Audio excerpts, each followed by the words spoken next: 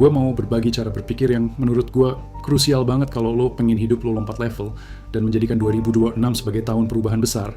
Jujur aja, kalau mindset ini udah gue pahami 1 tahun lebih awal, kemungkinan besar progres hidup gue sekarang bisa jauh lebih cepat. Bahkan mungkin berkali-kali lipat dari posisi gue hari ini. Ada satu konsep yang baru benar-benar gue pahami belakangan ini. Kita nggak bisa punya semuanya sekaligus. Dunia ini punya semacam trilema. Hidup, uang, popularitas, dan cinta.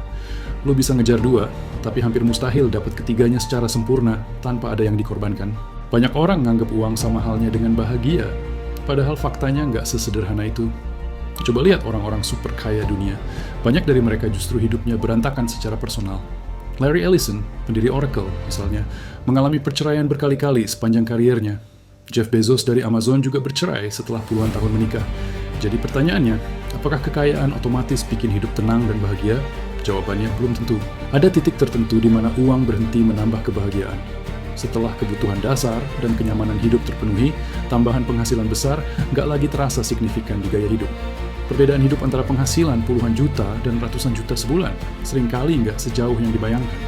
Gue ngalamin sendiri, setelah melewati angka tertentu, uang itu lebih berfungsi sebagai alat kebebasan, bukan sumber kebahagiaan. Uang itu bukan tujuan, tapi penghapus batasan. Saat lo miskin, hidup lo penuh larangan, nggak bisa pilih tempat tinggal, nggak bebas bepergian, bahkan buat makan aja mikir harga. Tapi ketika uang cukup, batasan itu satu persatu hilang, dan disitulah ujian sebenarnya dimulai. Karena uang itu seperti kaca pembesar karakter. Orang yang dasarnya rendah hati akan makin dermawan saat kaya. Tapi orang yang sombong, ketika punya uang, kesombongannya akan meledak berkali-kali lipat. Bukan uang yang mengubah seseorang, uang hanya memperjelas siapa diri lo sebenarnya. Masalahnya, uang adalah permainan tanpa garis finish. Hari ini lo mimpi dapat 1 miliar, besok pengen 10, lalu 100, lalu 1 triliun. Game ini nggak pernah selesai, dan setiap kenaikan level uang selalu datang dengan kenaikan tanggung jawab dan stres. Semakin besar uang yang lo kejar, semakin besar tekanan yang harus lo sanggup tanggung. Itulah kenapa, menurut gue, kemampuan mengelola stres jauh lebih penting daripada sekadar kecerdasan.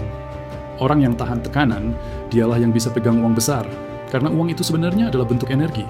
Ketika lo bayar orang untuk bekerja, lo sedang memindahkan energi dan waktu orang lain ke hidup lo.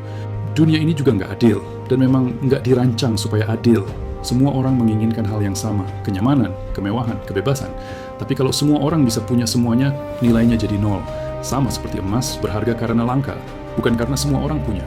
Makanya hidup ini kompetisi, bukan karena jahat, tapi karena sumber daya terbatas. Setiap uang yang lo inginkan, ada orang lain yang juga menginginkannya. Itu sebabnya dunia ini bergerak dengan sistem zero sum, seseorang menang karena orang lain kalah. Namun pada akhirnya, yang kita kejar bukan kaya, tapi bebas. Bebas dari tekanan, bebas dari aturan orang lain, bebas memilih hidup sendiri. Coba bayangkan, lo punya ratusan triliun, tapi terdampar sendirian di tengah laut. Mau? Enggak. Karena uang tanpa kebebasan itu nggak ada artinya. Banyak masalah hidup sebenarnya nggak butuh solusi rumit. Jawabannya cuma 2, sabar dan menunggu. Gue pernah lihat contoh sederhana, tukang ketoprak di dekat rumah gue. Dagangannya laris, tapi setiap beberapa minggu, dia habiskan semua hasil jualannya buat bersenang-senang. Akhirnya hidupnya muter di lingkaran yang sama, tanpa tabungan, tanpa investasi. Kalau dia mau menunda kesenangan sedikit saja, menahan diri, menyimpan uang, lalu menginvestasikannya ke aset seperti Bitcoin atau saham bank besar seperti BCA, hidupnya bisa berubah total. Tapi masalahnya, kebanyakan orang kalah oleh kepuasan instan. Jadi sebenarnya, hidup ini soal persepsi. Fakta bisa sama, tapi maknanya beda tergantung cara lo memandangnya. Dulu, banyak investor bilang Amazon akan bangkrut karena terus merugi. Tapi Bezos melihatnya sebagai investasi jangka panjang untuk merebut pasar, seperti perang antara Tokopedia dan Shopee. Datanya sama, tapi framingnya beda. Dan framing itulah yang menentukan keputusan. Bahkan sistem keuangan dunia pun berdiri di atas persepsi. United States government terlihat punya uang tak terbatas, tapi kalau semua orang menarik uangnya bersamaan, sistemnya runtuh. Artinya, persepsi seringkali lebih kuat daripada realita. Dan satu hal lagi, nggak ada yang benar-benar personal. Orang menyerang, membenci, atau menjatuhkan lo bukan karena lo istimewa, tapi karena kepentingan lo bertabrakan dengan kepentingan mereka. Begitu kepentingannya sejalan, sikap mereka bisa berubah 180 derajat. Karena itu, kadang lebih aman diremehkan daripada dipuja. Saat diremehkan, ruang gerak lo luas. Saat dipuja, setiap langkah lo diawasi. Validasi itu cuma makanan ego, dan ego adalah permainan yang nggak pernah kenyang. Saran gue sederhana, jangan pernah ngumbar penghasilan lo. Lebih tinggi, orang iri, lebih rendah, orang meremehkan, sama besar, lo dianggap ancaman. Nggak ada untungnya. Terakhir, bersyukurlah, tapi jangan pernah puas. Bersyukur itu sehat, puas itu berbahaya. baik perusahaan maupun manusia yang berhenti bertumbuh pelan-pelan menuju kejatuhan. Terus bergerak, terus naik level.